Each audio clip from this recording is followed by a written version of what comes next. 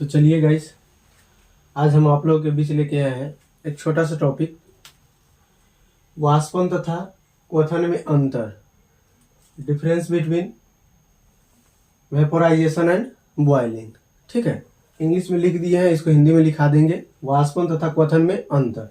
वाष्पन को आप वाष्पन या वाष्पीकरण भी कह सकते हैं इसको। ठीक है, वाष्पन को वाष्पीकरण भी आप कह सकते हैं। वेपोराइजेशन इंग्लिश होता है, बॉइलिंग होता है। वाष्पन क्या होता है और बॉइलिंग क्या होता है, पहले इसको समझ लेते हैं। जब समझिएगा, पहला तो पॉइंट डिफिनीशन ही आता है। पहला पॉइंट समझिएगा, जब कोई लिक्विड, समझिएगा अच्छा से, ये मान लीजिए कि आपका लिक्विड है। जब कोई लिक्विड किसी भी टेम्परेचर पे यह किस में कन्वर्ट होने लगेगा, गैस में। जब कोई लिक्विड किसी भी टेम्परेचर पर, किसी भी ताप पर, इसको अभी मत लिखिएगा क्योंकि पॉइंट नंबर 1 अभी छूटा हुआ है। ये पॉइंट नंबर 1 हम डिफिनीशन लिखा देंगे। जब कोई लिक्विड किसी भी टेम्परेचर पर गैस में कन्वर्ट होने लगता है, when any liquid is converted into gas at any temperature, तो उस प्रोसेस को कहा जाता है वाष्पीकरण। यानी जब कोई द्रव किसी भी ताप पर, कोई भी टेम्परेचर पे, जब कोई द्रव किसी भी ताप पर गैस या वाष्प, इसको कह सकते हैं, वाष्प अवस्था में परिवर्तित होने लगता है, तो उस प्रक्रिया को कहा जाता है वाष्पीकरण। जब कोई द्रव किसी भी टेम्परेचर पर गैस में, वाष्प में या भाप कहिए जो करना है, जब कोई द्रव किसी भी टेम्परेचर पर, किसी भी ताप पर गैस में बदलने लगता है, तो उस प्रक्रिया को कहा जाता है वाष्पीकरण। ठीक है, एग्जाम्पल क्या हो सकता है इसका, कपड़ा का सूखना। हम लोग का पसीना से वाष्पीकरण, पसीना जब होता है तो गर्मी के द्वारा उड़ जाता है, सब जिससे वाष्पीकरण हुआ। ठीक है, कोई भी टेम्परेचर पे हो सकता है। When any liquid is converted into gas at any temperature, then this process is called vaporisation. Process को वेपोराइजेशन कहते हैं। ठीक, अब आइए इधर। यही द्रव, यही लिक्विड, अगर आप मान लीजिए कि H2O है। ठीक है, H2O है, इसका जो बॉइलिंग पॉइंट है H2O का कितना होता है, 100 डिग्री सेल्सियस होता है। मतलब H2O को हम लोग अगर टेम्परेचर देंगे तो यह 100 पर बॉयल होना स्टार्ट होगा, यानी 100 पर खोलेगा। इसको जब टेम्परेचर देंगे तो ये 100 पर गैस में भागेगा। ठीक है, तो जब कोई द्रव निश्चित ताप पर, जब कोई द्रव निश्चित ताप पर गैस में या वाष्प में बदलने लगता है, जब कोई द्रव निश्चित ताप पर गैस में या वाष्प में बदलने लगता है, तो उस प्रक्रिया को कहा जाता है क्वथन। क्वथन कहिए, नहीं तो उबलना कहिए। ठीक है, या खौलना कहिए। तो निश्चित ताप पर यह प्रक्रिया होती है और यह किसी भी ताप पर होती है। थोड़ा समझिएगा अच्छा से। तो जब कोई द्रव निश्चित ताप पर गैस में बदलने लगता है, तो उस प्रक्रिया को क्वथन या उबलना कहा जाता है। उस प्रक्रिया को क्वथन या उबलना कहा जाता है। अब समझिएगा अच्छा से।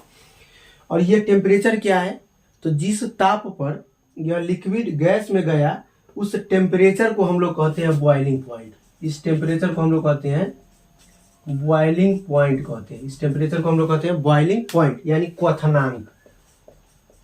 इस टेम्परेचर को हम लोग कहते हैं बॉइलिंग पॉइंट, क्वथनांक या खौलनांक।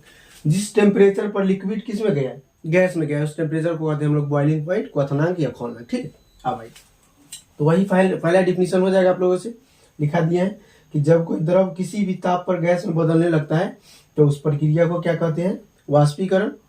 जब कोई द्रव निश्चित ताप पर गैस में बदलने लगता है, तो उस प्रक्रिया को क्या कहते हैं, क्वथन या उबलना। उस निश्चित ताप को क्या कहते हैं, देखिए, वाष्पीकरण और क्वथन एक प्रक्रिया है। वाष्पीकरण, vaporisation and boiling is a process, लेकिन बॉइलिंग पॉइंट एट टेम्परेचर है। बॉइलिंग पॉइंट एक टेम्परेचर है, फिक्स टेम्परेचर पर, जिस पर लिक्विड जो है गैस में कन्वर्ट होता है। ठीक है, अब ये समझिए, फर्स्ट पॉइंट हो गया। सेकंड पॉइंट में अगर आइएगा, ये सेकंड पॉइंट अगर देखा जाए, देखिए, the process of vaporisation completed eight any temperature. मतलब वाष्पीकरण की प्रक्रिया किसी भी ताप पर संपन्न होती है। वाष्पीकरण की प्रक्रिया किसी भी ताप पर संपन्न, एनी टेम्परेचर, वाष्पीकरण की प्रक्रिया किसी भी ताप पर संपन्न होती है। हो गया। इधर क्वथन की प्रक्रिया या उबलने की प्रक्रिया सर्टेन या कांस्टेंट है। उबलने की प्रक्रिया निश्चित ताप पर संपन्न होती है। उबलने की प्रक्रिया निश्चित ताप पर संपन्न होती है।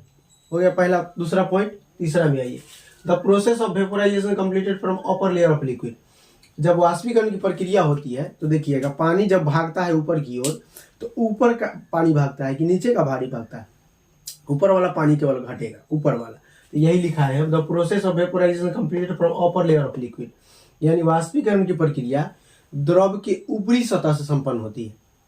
वाष्पीकरण की प्रक्रिया द्रव के ऊपरी सतह से संपन्न होती है। ठीक है, process of vaporisation completed from upper layer of liquid, वाष्पीकरण की प्रक्रिया द्रव के ऊपरी लेयर से संपन्न होती है। क्वथन में ऐसा नहीं होता है। क्वथन में आप टेम्परेचर देते हैं तो पूरा द्रव जो है आपका भागना स्टार्ट होता है। तो यही लिखा है, process of boiling completed in whole liquid, यानी उबालना या क्वथन की प्रक्रिया संपूर्ण द्रव से संपन्न होती है, संपूर्ण द्रव में होती है। ठीक है, उबालना या क्वथन की प्रक्रिया संपूर्ण द्रव में होती है। उबालना या क्वथन की प्रक्रिया संपूर्ण द्रव में होती है। हो गया। आइए चौथा point, it is slow process. यह जो होता है यह स्लो प्रक्रिया है, यानी यह मंद प्रक्रिया है। लिख सकते हैं, यह वाष्पीकरण की प्रक्रिया मंद होती है, या यह मंद प्रक्रिया है। ये क्या हो जाएगा, इट इज फास्ट प्रोसेस, यह तीव्र प्रक्रिया है। क्वथन इससे यह तीव्र होता है, उतना भी ज्यादा तीव्र नहीं होता है। जिसे शर्ट सुखाते हैं, स्लो प्रोसेस है। शर्ट सुखाते तो यही प्रक्रिया ना, स्लो प्रोसेस है। यह मंद प्रक्रिया है और यह तीव्र प्रक्रिया है। अगला पॉइंट है, in this process feeling cool. हाँ, जब पसीना शरीर से निकलता है तो ध्यान दिए होंगे, जब पानी हवा चला और पसीना निकला था क्या कैसे फील होता है, ठंडा। वही लिखा है, in this process feeling cool, इसमें ठंडक उत्पन्न होती है। इसमें तो हाथ जला देगा जो भाप रहता है उससे।